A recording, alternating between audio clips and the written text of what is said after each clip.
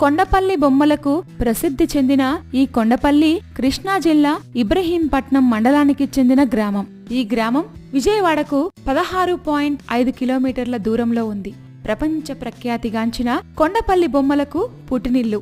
తేలికైన పొనికి చెక్కతో చేసిన ఈ బొమ్మలు దశాబ్దాల తరబడి ప్రజలను అలరిస్తున్నాయి. ఈ ప్రదేశాన్ని కొండవీటి రెడ్డి రాజులు 14వ శతాబ్దంలో పరిపాలించారు. వారు నిర్మించిన కోట ఈ గ్రామంలో ఒక ఆకర్షణ.